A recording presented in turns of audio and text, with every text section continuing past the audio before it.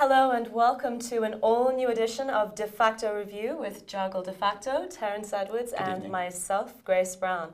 We're live on Twitter at #Defacto, as well as on Facebook at VTelevision Mongolia. Coming up on the program. As Mongolia's debt repayments loom, will it turn to the IMF or China for help?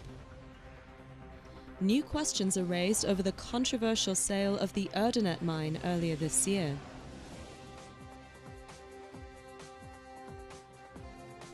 Mongolians return to the polls after low turnout in the Citizens' Representative Council elections.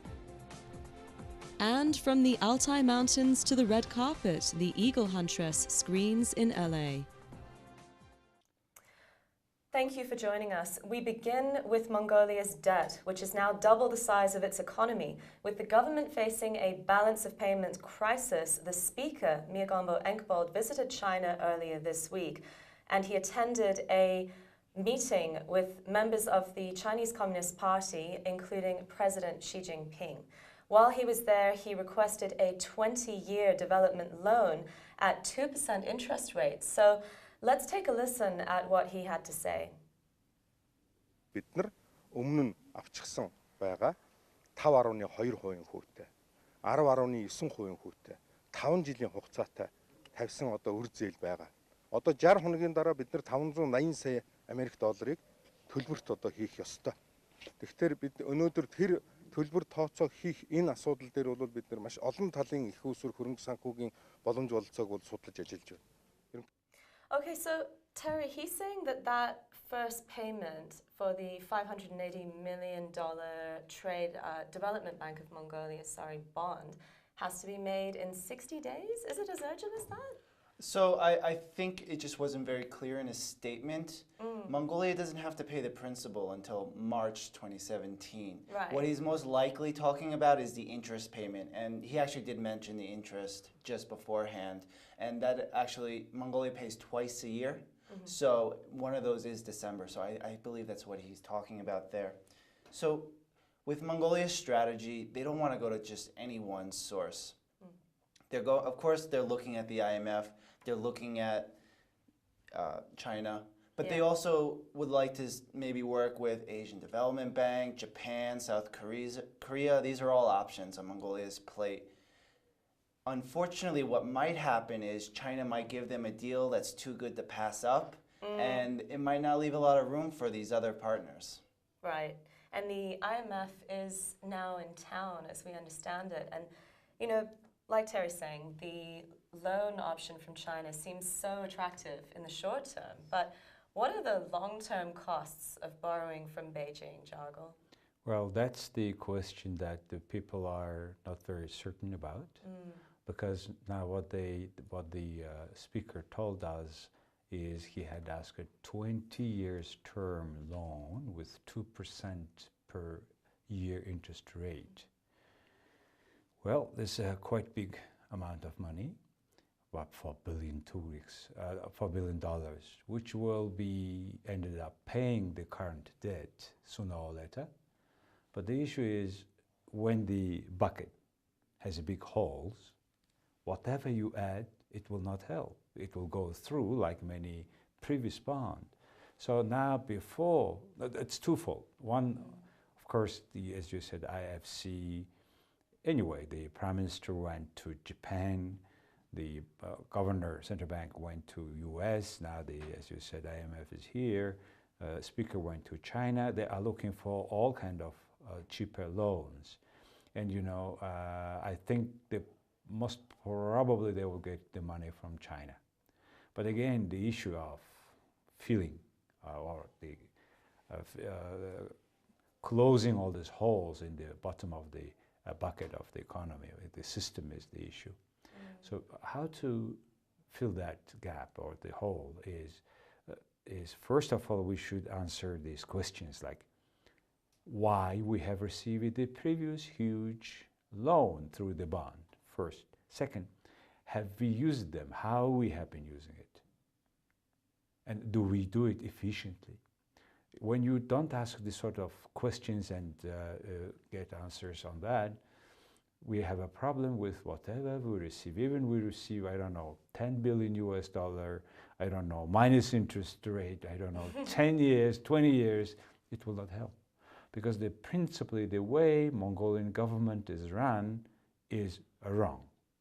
That's the issue, I think. That's why people are not happy. A clear example of that is last week, the big noise around Erdenet Corporation after being purchased by Mongolia, all completed by Mongolian side. They have been purchasing already a lot of things, already about 100 billion tugriks equivalent of purchases from 2 companies, which is again under the same ownership as a TDB, and again they're part of the 49% of Erdenet. Indeed. Yeah, we're going to catch up with that in our next topic. Get to in a moment, but you know what do you think China will potentially ask for? I think initially we will agree certain terms, as whatever terms is there. Yeah. But down the road, when we cannot do the payment, then the real problem starts. And I am sure that we cannot pay that money, whatever it is, as soon as we pay it for the current debt, because there is no principal changes in the way the economy is run. Right, so less fiscal discipline is mostly learned.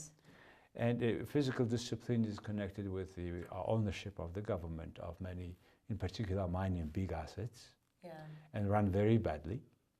And they, first of all, borrow money from somewhere and pay whatever promises the government during the election. Right. So the same circle is happening. And China is not tied to these short-term election cycles. It's a one-party state. It can play the long game, and all of these loans need to be understood in the context of its Silk Road strategy, right? It's looking to build infrastructure in this region. It's looking for its companies to come through, its goods to come through. So yeah, this is a huge investment on China's side under that initiative, One Belt, One Road. Exactly. If I can just add, there's talking with some government officials. They're looking at needing about $3 billion to get them out of this economic hole they're currently in. Yeah. IMF, you know, there hasn't been anything official stated, but we're looking at about 1.5 billion. So they won't cover that all, but China can. And what Mongolia really has to do is now weigh the political capital and the economic capital that China can hold over it. So that's the key decision making here. Yeah, it definitely won't be easy. Well, moving on now to the second topic on our agenda this week, which you've already raised. You know, more questions this week have emerged about the sale earlier this year of the Erdenet Mining Corporation, which was just one day before the elections, and that 49% stake had previously been held by Russia and is now held by the, it was bought allegedly by the Mongolian Copper Corporation. A private company. Yes. So, you know, what came out of that was a press release from the Deputy Speaker, Nyamdorj. Nyamdorj. Yes, Nyamdorj. So he was bringing up $100 billion, not dollars, tugrik in payment, big difference. 100 billion tugrik in payment. And if you look, we can dissect that. So there's 15 billion tugrik for a 5-year contract with the Hutol cement plant. So that'll run until 2021, and Erdenet Mining Corporation will get their cement exclusively from them. The other portion is 87 billion tugrik, and that's coming from the Darhan metallurgical plant, and they'll be delivering steel to the Erdenet. So I believe we have a clip explaining this, and it's also worth mentioning that the Deputy Speaker is also claiming that Erdenet is behind on its tax payments, which is not only surprising but alarming because it's such an important contributor to Mongolia's tax revenue. That's right. Big part of the budget. So if we can go to that clip. 8 сарын 25-ны өдөр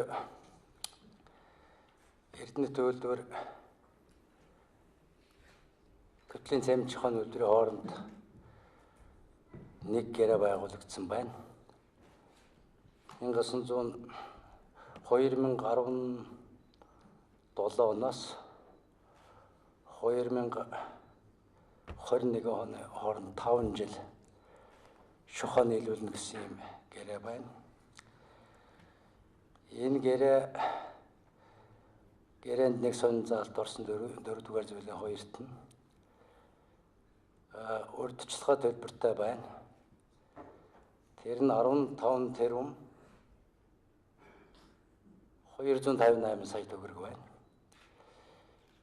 Энэ урьдчилгаа төлбөрийг жил бүрийн эхний сард хийнэ гэсэн юм нэг гэрээ. 2-р Эрдэнэ төлөвлөр дархны төмөрлөгийн үйлдвэр хоёрын хооронд бас 8 сар 25-нд байгуулсан юм худалдаа авах гэрээ байна.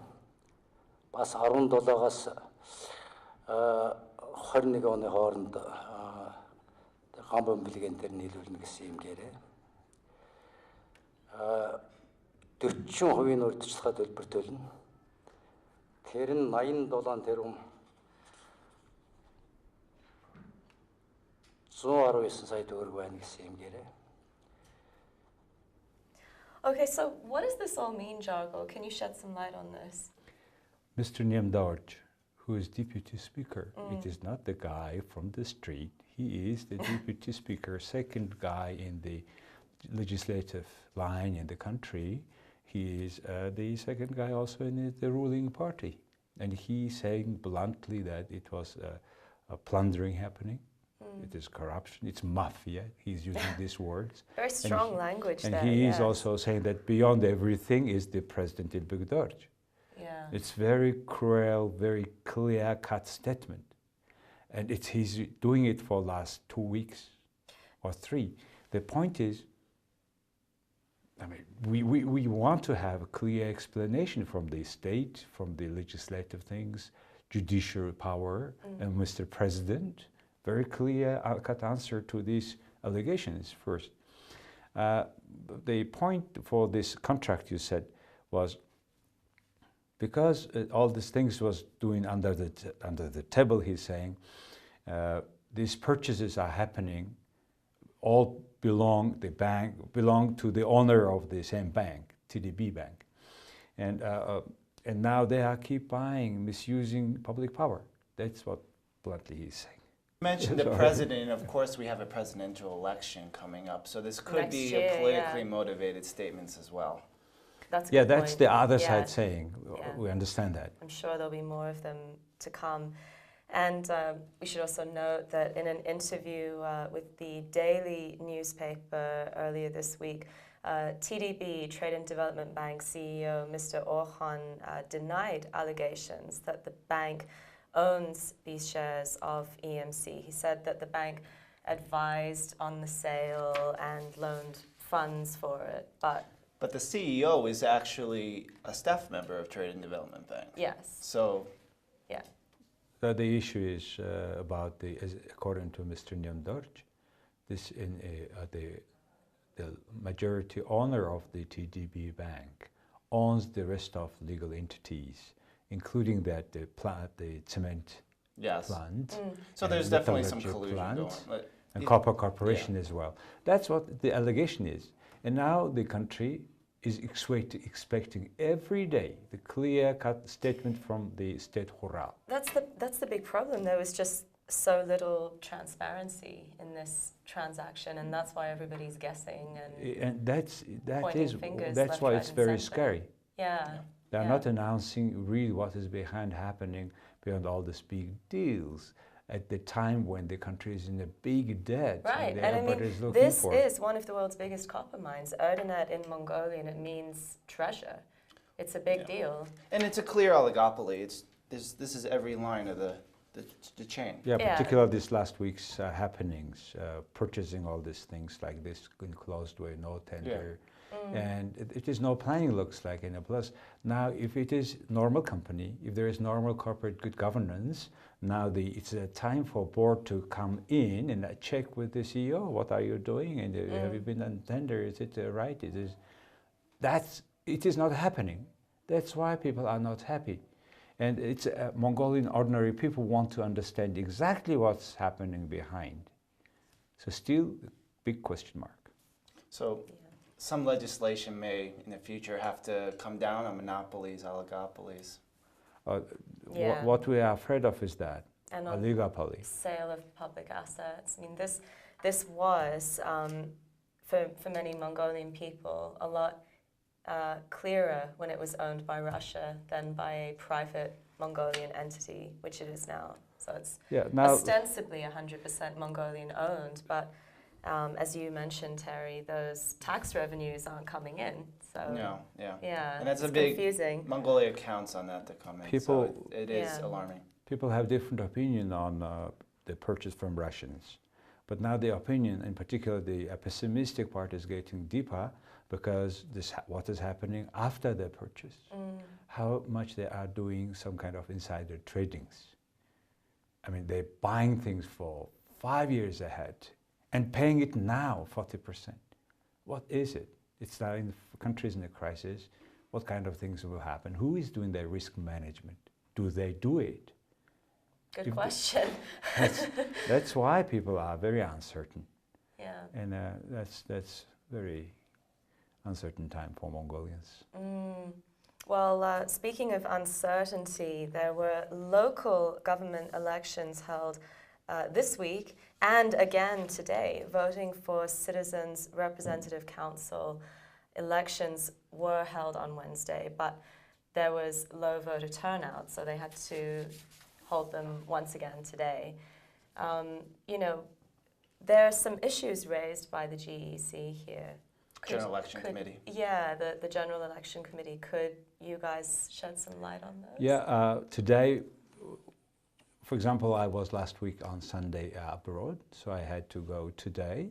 You voted? Voting. Yeah, good. Yeah, I Where went did you there vote? and I voted at the in my constituency, and then a person there was one guy from People's Party was complaining that the Democratic Party is giving money to the voters, calling them.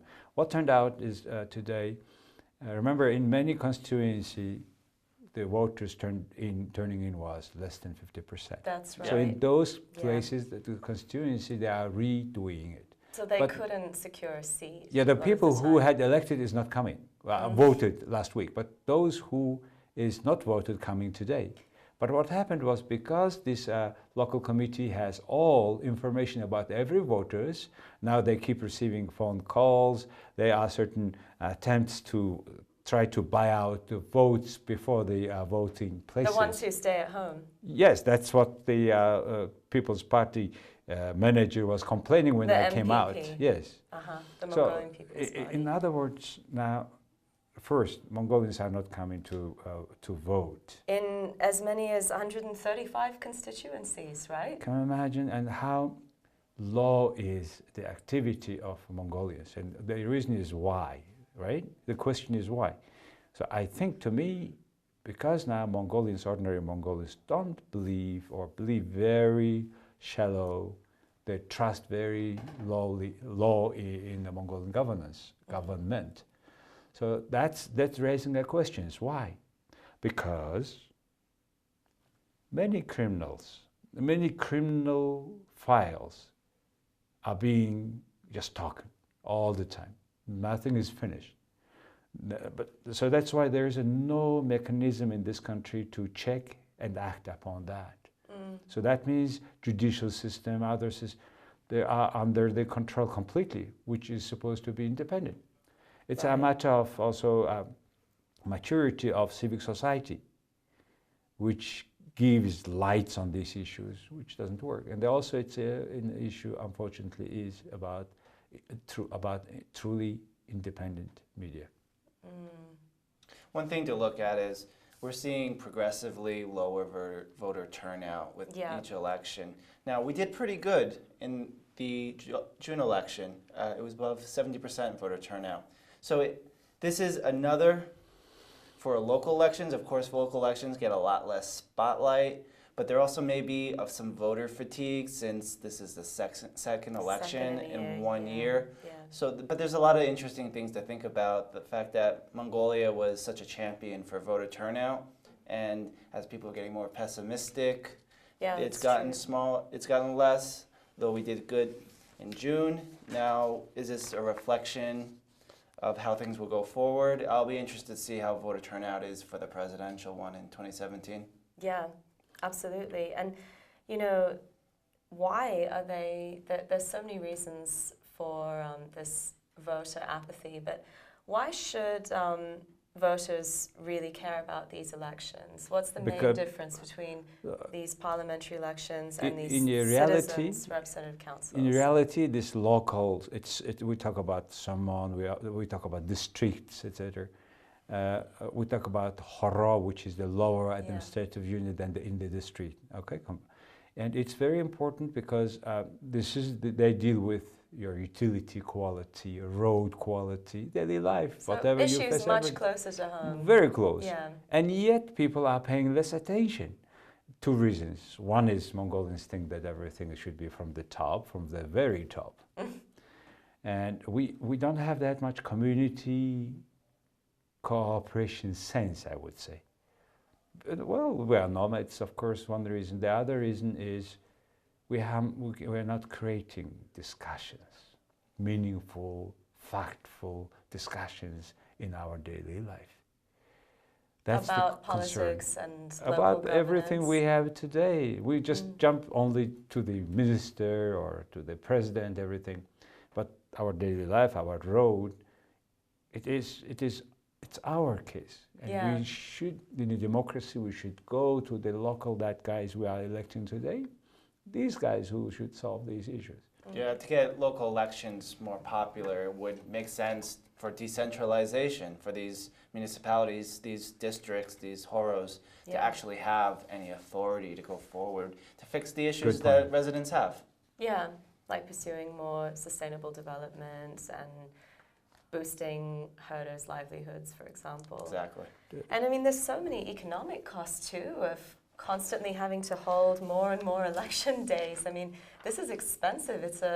Today's a Sunday, but these are public holidays whenever they have to do them. It shows we have to do something like in some countries, if you don't vote, you pay penalty. Oh. Maybe this sort of, either something like this. Australia has it by law, it's conscription. Yeah. So we don't do this. There are many countries they pay. And I think this is one way. I think they're punishing us all by the prohibition no, well, you know, on the sale of alcohol they keep. You may go there. If you don't want to vote, you turn in and say that I don't want to vote. Just put the plain paper into the machine. That means he did legally the voting, but he is not agree with voting system at all. So that's one way of. But protest vote. Again, not to organize. What does it really achieve? Not to organize every Sunday election. we should go. We should go take some measures. One. Now, secondly. So if you don't turn, the vote is not enough. Then they again organize voting for those who is not voting, those who is not voting. Then it turned out for a small country like Mongolia, disclosing a lot of information. Now the competing parties know who is not voting, and they are attacking, or they are trying to make impact on those who is coming later on. So that's the system. And finally, I think all these elections happening in 2 elections, we should arrange a little bit differently. Maybe IMAG election, or half of the elections seats are elected every that time, etc., like in many democracies. So we cannot, if we elect everybody one day at all level, then we change completely new government, which is kind of certain absence of the governance for certain days. Well, apparently the MPP has the lead so far. So yes, that seems to be the preliminary outcome. Let's see what happens and watch this space. But finally, the Eagle Huntress, starring a Mongolian Kazakh teen, premiered in LA this week. It's a documentary about the first female in her society to become an eagle hunter, Ashopan. So what do we know about Ashopan? I know, Terry, you actually knew the director of this documentary pretty well, so... So I've been following this since early days, so it's Yeah, very yeah. exciting to see this really blow up and become a big thing. I know the original photographer, Asher Svedinsky. He had his photos printed by BBC, and then that got so much attention, and a lot of filmmakers actually called him. And Asher talked with a few, and the director of this film, Otto Bell, he was the one that wanted to work directly and get right out there. The other people, they wanted to wait some years. So it's done pretty well. It was presented at Sundance as well as the Toronto International Film Festival. And it did pretty well critically, didn't it? Yeah, and it's gotten so much steam that you have a lot of big names behind it. The actress from the Star Wars movie, the producer Morgan Spurlock, who did the documentary Super Size Me, and some others. So there's a lot of attention getting to this, which is really exciting for the Kazakh community. It's really exciting for Mongolia and its tourism. There's big things coming here. You know, I met this young lady few months ago in Bayingulgi Amak. She was studying at the Turkish school in Bayingulgi Amak. We met, and she was very famous already by that time, the photo, everything. But looking at bigger picture, this kind of things, you know, Mongolia is now on the international world scene of cinematography or opera, wherever.